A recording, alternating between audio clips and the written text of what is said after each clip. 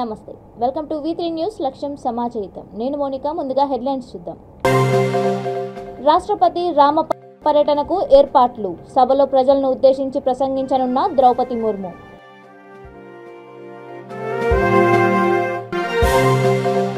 సంగారెడ్డి జిల్లా ప్రభుత్వ ఆసుపత్రుల్లో 86% ప్రసవాలు ANM ఆశా వర్కర్లను అభినందించిన మంత్రి హరీష్ రావు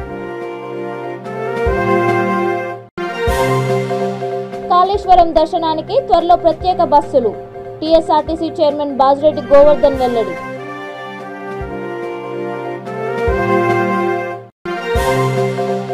పేద ప్రజల పెన్షన్ల తొలగింపుపై టీడీపీ నిరసన ప్రభుత్వంపై మండిపడిన మాజీ ఎమ్మెల్యే పాషం సునీల్ కుమార్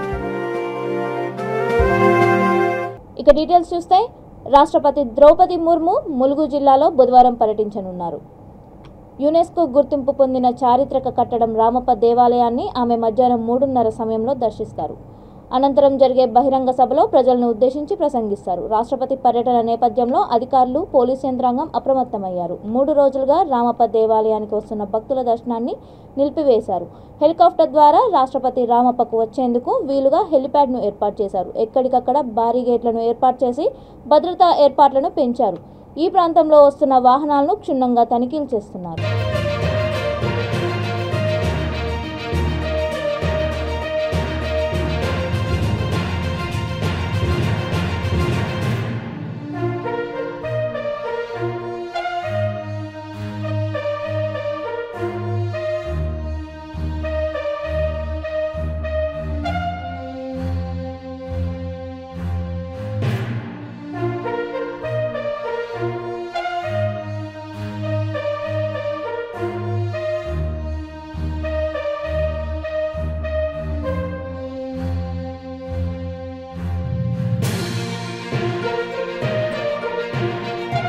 సంగారెడ్డి జిల్లాలోని ప్రభుత్వ ఆసుపత్రుల్లో 86% ప్రసవాలు జరుగుతున్నాయని ఇందుకు కారకులైన ANM ఆశా వర్కర్లను వైద్య ఆరోగ్య శాఖ మంత్రి హరీష్ రావు అభినందించారు కోహిర్ మండలం దిగ్వాల్ PHC OP కేంద్రాన్ని ప్రారంభించిన సందర్భంగా ఆయన మాట్లాడుతూ కేంద్ర ప్రభుత్వ వైఖరి వల్లనే ANM ఆశా వర్కర్ల పనిభారం అవుతోందని వ్యాఖ్యానించారు ఈ సందర్భంగా ఆశా ANMలతో ముచ్చటించి గర్భిణీలకు అందిస్తున్న పోషకాహారం గురించి అడిగి తెలుసుకున్నారు ఆయన వెంట MP BB పాటిల్ అధికారులు పార్టీ నాయకులు కార్యకర్తలు తదితరులు పాల్గొన్నారు ఎంత మంచిగా మన ప్రభుత్వ ఆసుపత్రులు బాగైనాయి అంటే దాని వెనుక మన కష్టం మీ అందరి కష్టం కూడా ఉన్నది చాలా సంతోషం ఇక ఒక్క చిన్నది మిమ్మల్ని కొంచెం ఇబ్బంది పెడుతున్నాను అనుకోకుండా కానీ ఆ ఢిల్లీ వాళ్ళు మన ఇబ్బంది పెడుతుంది నేనేదో మిమ్మల్ని ఇబ్బంది పెట్టాలని కాదు మన మనవాళ్ళు వస్తే కూడా నేను మాట్లాడినా మొత్తం చేయమని మన రాష్ట్ర ప్రభుత్వం మెల్లగా ప్రైవేటులో పిచ్చి చేపిస్తా వాళ్ళేమో కొంచెం మన రాష్ట్రానికి వచ్చే డబ్బులు ఆపేసి మీరు చేస్తారా అని తిప్పలు పెడుతున్నారు దాని మనం కొద్దిగా చేయండి మొత్తం మనకు 90 లక్షల కార్డులు ఉంటాయి కానీ కేంద్రానికి సంబంధించిన 26 లక్షలు అంతవరకే చేయండి మిగతా ఈ రాష్ట్రమే నేను ఎవరైనా ప్రైవేట్ వాళ్ళని పెట్టి మెల్లగా చేసుకుంటాను వాళ్ళేమో బాగా ఇబ్బంది పెడుతున్నారు భవిష్యత్తులో కూడా వీటన్నిటిని కలిపి ఒక్క కార్డు కిందికి తెచ్చే ప్లాన్లో ఉన్నా ఈ 3-4 చేస్తున్నాం కదా మనము 3-4 తీసేసి ఆభాన్ని తెచ్చి ఒకదాని కిందికి కూడా తెచ్చే ఆలోచన కూడా భవిష్యత్తులో చేస్తాం బాగా చేయండి మనమే చేయాలి మూడవది మనకు ఇప్పుడు స్కాన్ మిషన్ కూడా కొనిపెట్టిన సంగారెడ్డిలో అది కూడా బయటకు పోకుండా చూడండి అంగన్వాడీలో కొంచెం పాలు కొడుకుడుతూ అన్నం తినేటట్టు చూడండి నార్మల్ డెలివరీ కోసం ప్రయత్నం చేయండి మొదటి గంటలో తల్లిపాలు తాగే విధంగా చూడండి ఇదే కదా నేను చెప్పి ఏమంటారు వాళ్ళు నేను చెప్పినాక కొద్దిగా ఏమన్నా మాట్లాడిందా వచ్చిందమ్మా ఈ పని కొంచెం సులువు అవుతుందని నేను కొద్దిగా చెప్తే మీకు అల్కగా అవుతుందని అనుకున్నాను కొద్దిగా మంచిగా చేస్తుందమ్మా నాకు ఎంత సంతోషం అంటే నిన్న మీ DMHO గారు చెప్పినారు మన సంగారెడ్డి జిల్లాలో 86% డెలివరీలు ప్రభుత్వ దవాఖానాలలో అవుతుంది ఒక 14 పైసలే ప్రైవేట్లు అవుతుంది అంటే ఎంత గొప్ప పని అది దాంట్లో మీరందరూ కష్టం చేసిండ్రు డాక్టర్లు వ్యవస్థ మంచిగా అయింది కనుకనే అవుతుంది అంటే ఒక ఇంతకు ముందు ఏముంటుండే అమ్మా 30 పైసలు సర్కారు దవాఖానా 70 పైసలు ప్రైవేట్ అవుతుంది ఇప్పుడు 86 పైసలు సర్కారు దవాఖానా డెలివరీలు అవుతున్నాయి కాళేశ్వరం ప్రాజెక్టుతో పాటు కాళేశ్వర ముక్తేశ్వర స్వామి దర్శనం కోసం ప్రత్యేక బస్సులు త్వరలో ప్రారంభిస్తామని TSRTC చైర్మన్ బాజిరెడ్డి గోవర్ధన్ తెలిపారు హైదరాబాద్ RTC భవన్లో సంస్థ వార్షిక మీడియా సమావేశంలో ఆయన మాట్లాడుతూ ప్రతి శనివారం సింగరేణిని తిలకించడానికి ప్రత్యేక బస్ ప్రారంభించామని, దీని ద్వారా సింగరేణి బొగ్గు గన్లను సందర్శించవచ్చని అన్నారు. మొదట ఒక్క బస్ ప్రారంభించామని, త్వరలో మరో 3 బస్సులు ప్రారంభిస్తామని తెలిపారు. యాదాద్రి టెంపుల్ దగ్గర గుట్ట మీదకు బస్సులు ఏర్పాటు చేశామని, బస్సులు ఆర్టీసీ ఏర్పాటు చేస్తే ఖర్చులు దేవాలయం భరిస్తుందని అన్నారు. అనంతరం సింగరేణికి స్పెషల్ బస్ సర్వీస్ను ఆయన ప్రారంభించారు. ఈ కార్యక్రమంలో RTC vice chairman Sajjanar, Singareni director Balaram తదితరులు పాల్గొన్నారు.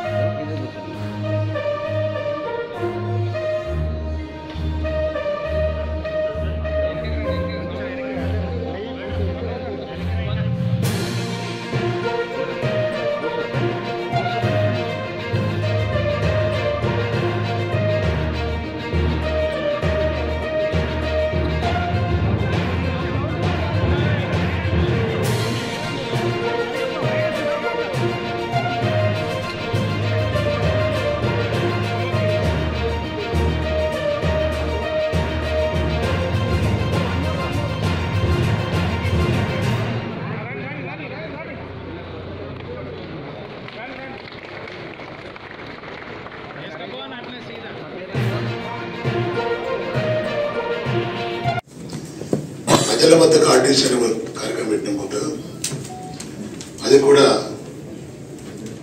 దాదాపు మా సిబ్బంది విలేజెస్కి వెళ్ళాలి, కాలనీస్కి వెళ్ళాలి, అవేర్నెస్ తీసుకురావాలి, ప్రజలకు ఆర్టీసీ బస్ ప్రయాణం చేయాలనే ఉద్దేశంతో ప్రజల వద్దకు ఆర్టీసీ అనే కార్యక్రమం కూడా మేము ప్రవేశపెట్టాం.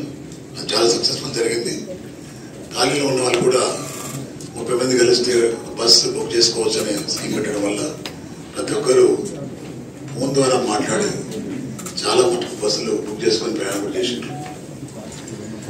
అదేవిధంగా మా సిబ్బంది కూడా 947 మీటింగ్ చేసిండ్రు. ఇప్పుడే నడుస్తూ ఉంది. 474 రూట్స్ ఇంప్రూవ్ చేసినాం మేము. అదేవిధంగా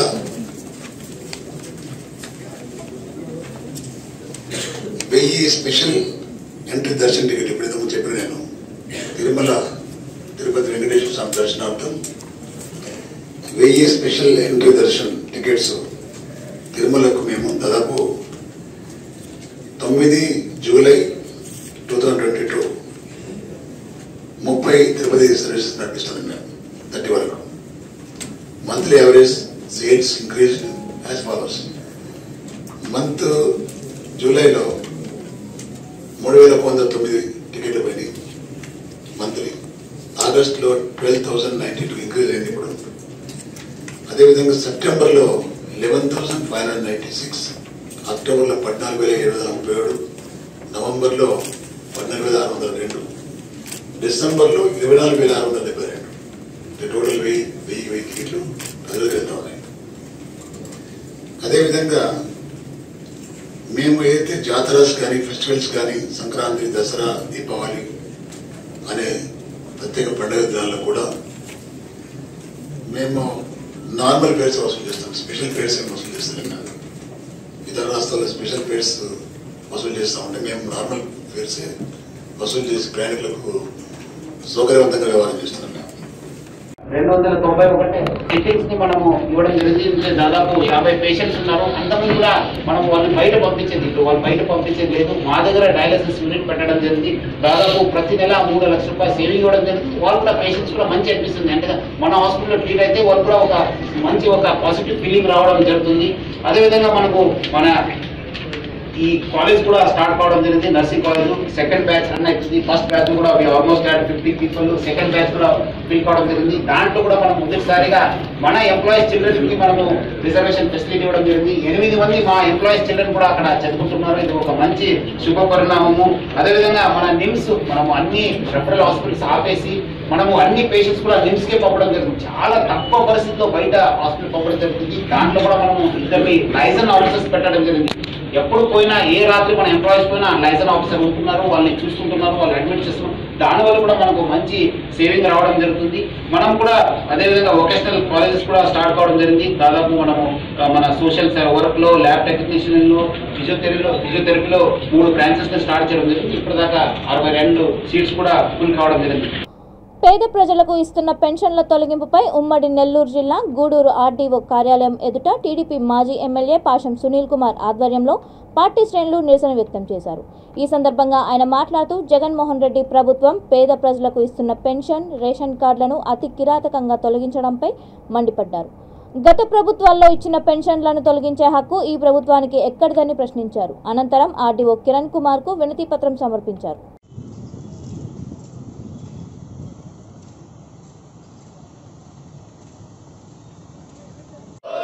పెన్షన్లు రద్దు చేయడం, పెన్షన్లు తొలగించడం. జై తెలుగుదేశం. పునరుద్ధరించాలి రేషన్ కార్డులు వెంటనే. పేదల కడుపు రేషన్ కార్డులు తీయొద్దు, రద్దు చేయొద్దు. పెన్షన్లు రద్దు చేయొద్దు, పెన్షన్లు రద్దు చేయొద్దు, పెన్షన్లు రద్దు చేయొద్దు. రేషన్ కార్డులు తొలగించడం, పెన్షన్లు తొలగించడం, పెన్షన్లు తొలగించడం. జై తెలుగుదేశం. జై మొత్తం మీద కాన్స్టిట్యూన్సీ మీద టోటల్గా ఒక 4-5 వేలు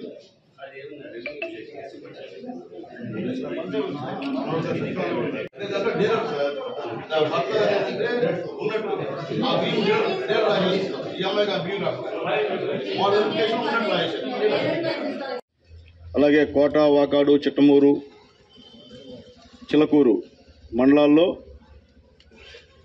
మన జగన్మోహన్ రెడ్డి గారు చేసినటువంటి ఒక మహా కిరాతకం ముసలి వాళ్ళపైన, ముఖ్యంగా వితంతు మహిళలపైన, అట్లాగే పేదవాళ్ళపైన పెన్షన్లు ప్లస్ కార్డులు.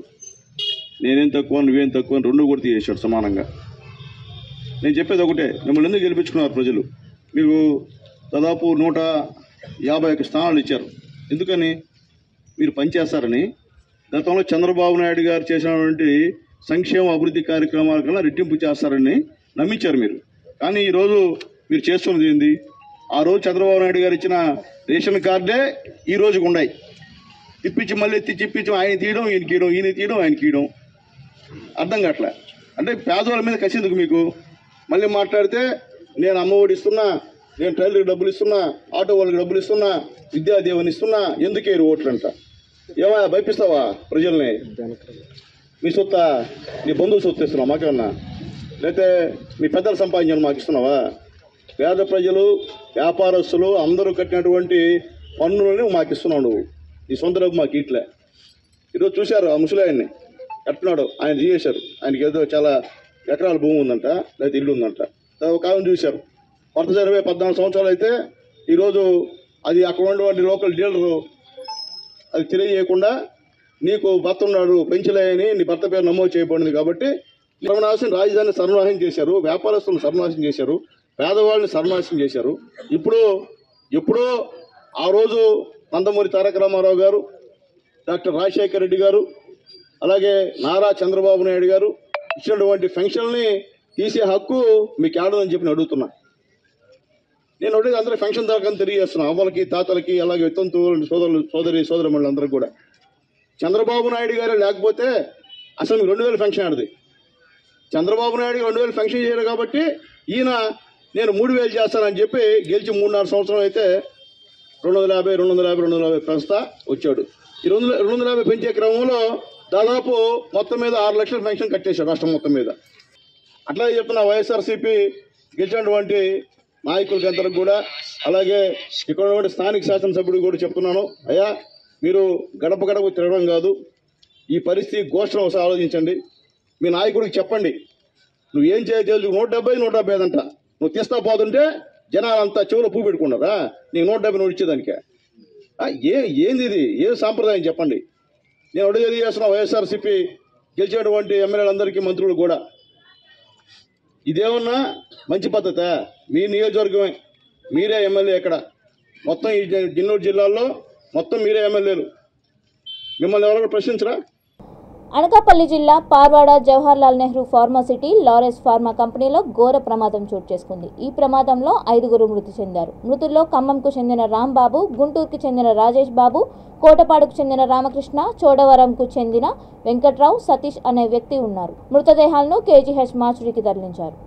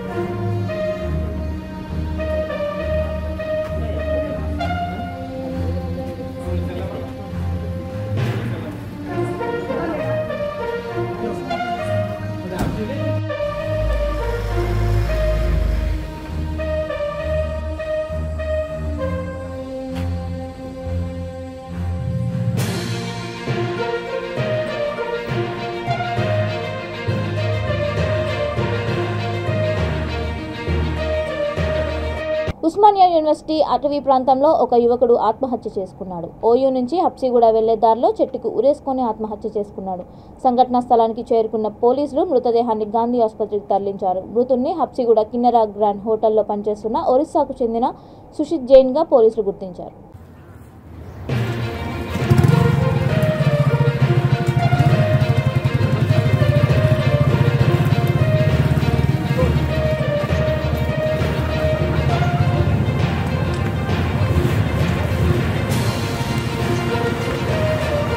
దాదాపు 10 ఏళ్ల తర్వాత పీసీసీ మాజీ అధ్యక్షుడు శైలజానాథ్ తన సొంత నియోజకవర్గంలో ఫోకస్ పెట్టారు. పీసీసీ అధ్యక్ష పదవి నుంచి తప్పుకున్న తర్వాత ఆయన జిల్లాతో పాటు తన సొంత నియోజకవర్గమైన సింగనమలలో ఉంటానని స్పష్టం చేశారు. ఈ నేపథ్యంలో ఆయన పలు ప్రాంతాల్లో పర్యటించారు. గతంలో తాను మంత్రిగా ఉన్నప్పుడు మంజూరు చేసిన పనుల పురోగతిని క్షేత్రస్థాయిలో పరిశీలించారు. కొర్రపాడు వద్ద 13 కోట్లతో నిర్మిస్తున్న SC/ST మోడల్ స్కూల్ను, నార్పలలో ₹1 కోటి చేపట్టిన బ్రిడ్జ్ నిర్మాణ పనులను పరిశీలించారు. 10 ఏళ్ల క్రితం ఈ పనులు మంజూరు చేస్తే ఇప్పటి వరకు పూర్తి చేయకపోవడంపై ఆయన ఆగ్రహం వ్యక్తం చేశారు.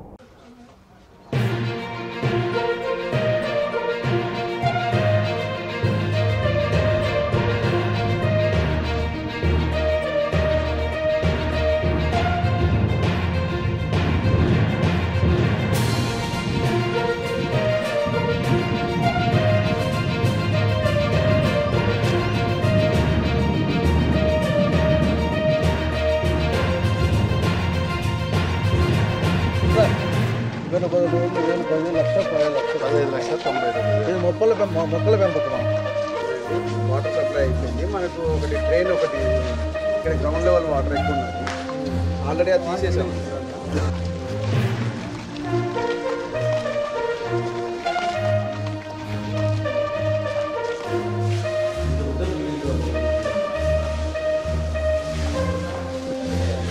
నెక్స్ట్ ఇయర్ అకాడమిక్ యూజ్ చేయాలా అని నెక్స్ట్ అకాడమిక్ అంటే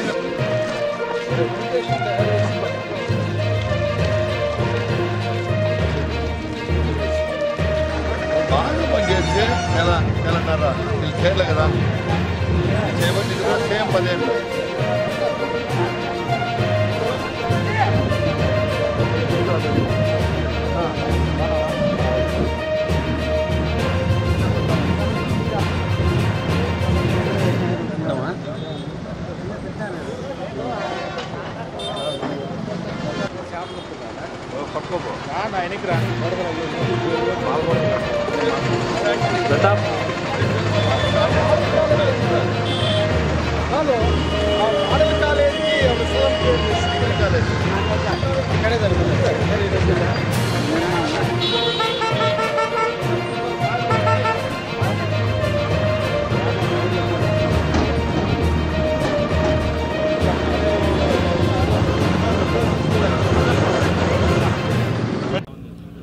పది సంవత్సరాల క్రితం ఈ నియోజకవర్గ సర్వతోముఖాభివృద్ధికి అన్ని మండలాల్లో అభివృద్ధి కార్యక్రమాల్ని ఇచ్చిపోయాను. 10 సంవత్సరాల తర్వాత రివ్యూ చేస్తే దాదాపు 95-99% పనులు అట్లాగే మూలనబడి ఉన్నాయి.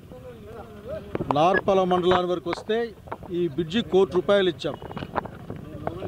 అట్లాగే మోడల్ స్కూల్కి స్థలం క్లియర్ చేశాం.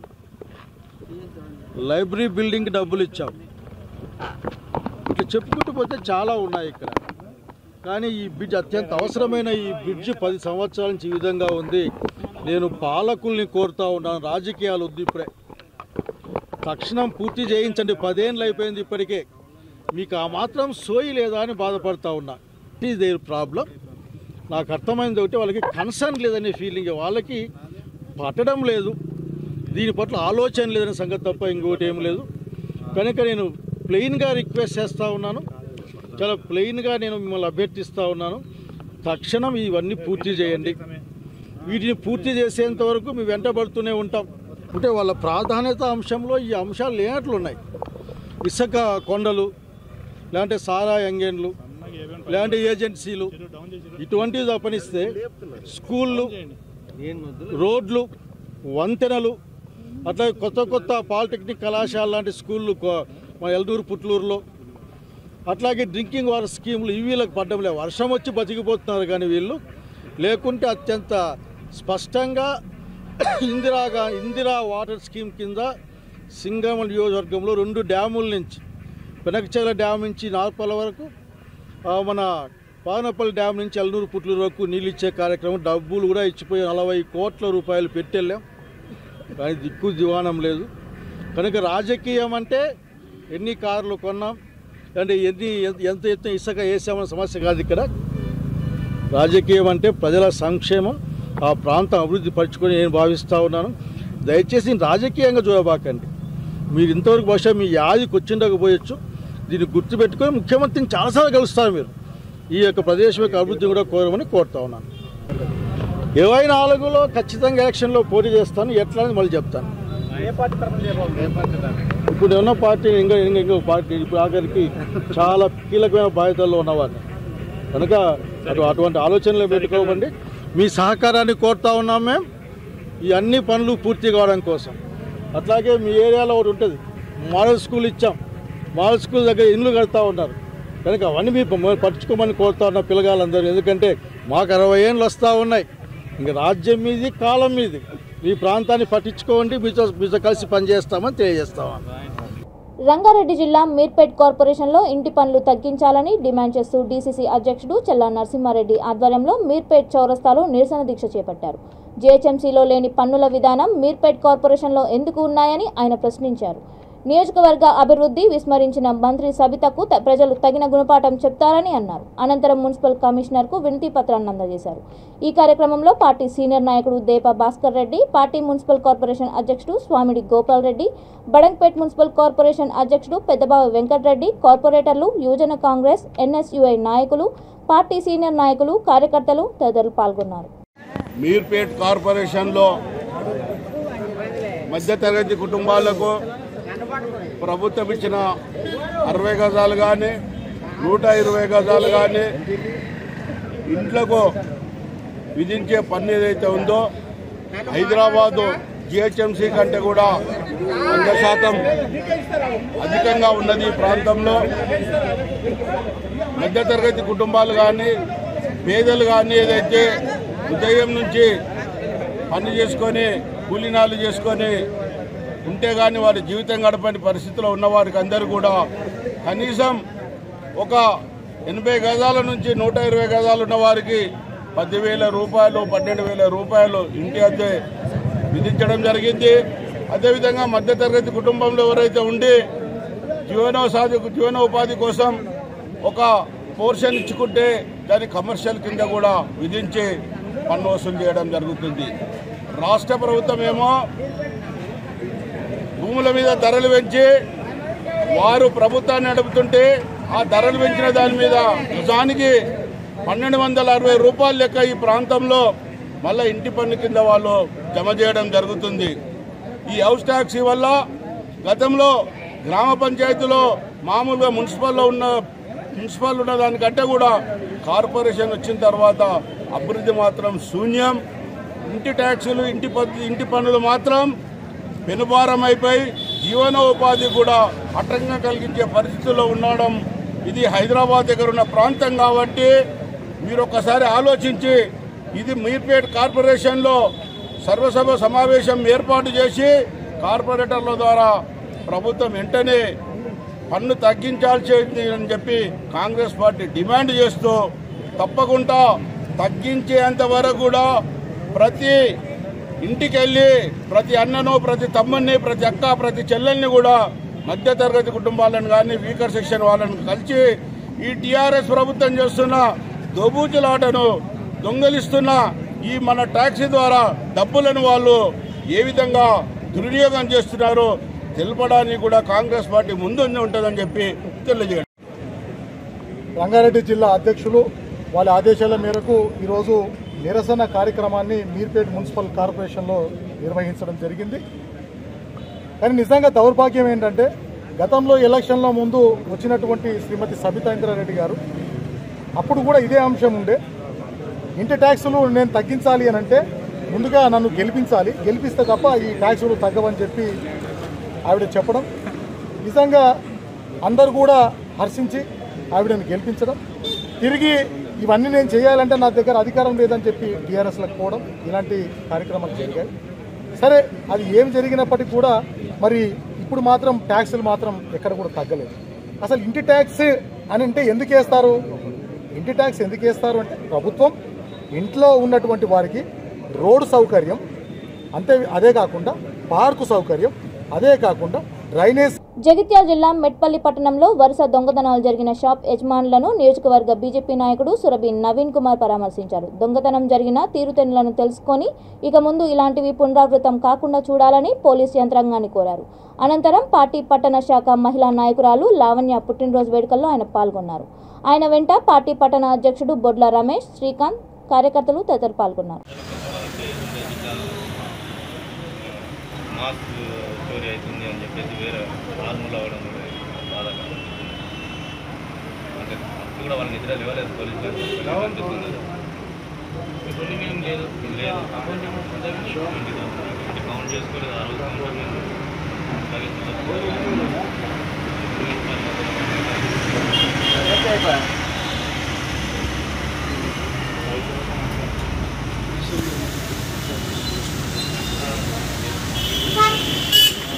నమస్తే నాయన.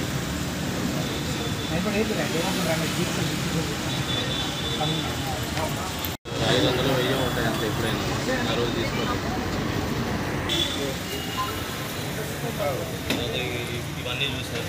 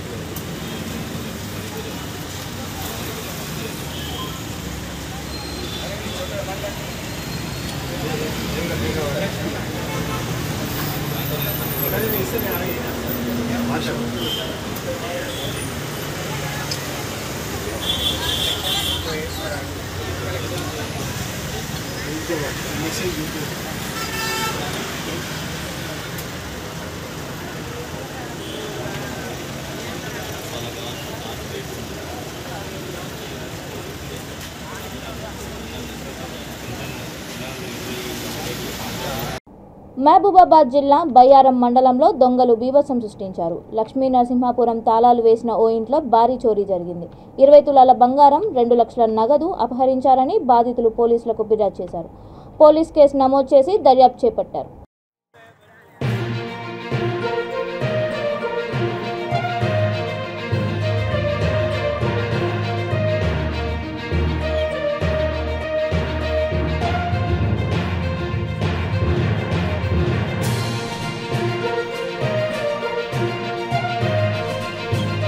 బులెటిన్ ముగిచే ముందు హెడ్లైన్స్ మరొకసారి. రాష్ట్రపతి రామ పర్యటనకు ఏర్పాట్లు. సభలో ప్రజలను ఉద్దేశించి ప్రసంగించనున్న ద్రౌపది ముర్ము.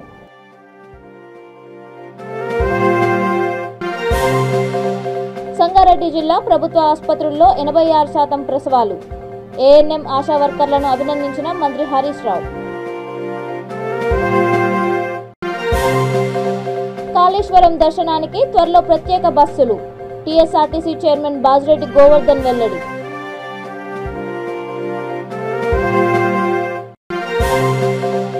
పేద ప్రజల పెన్షన్ల తొలగింపుపై టీడీపీ నిరసన. ప్రభుత్వంపై మండిపడిన మాజీ ఎమ్మెల్యే పాషం సునీల్ కుమార్. ఇవి ఇప్పటి వరకున్న అప్డేట్స్. మరిన్ని అప్డేట్స్ కోసం చూస్తూనే ఉండండి V3 న్యూస్. లక్ష్యం సమాజ్ హితం.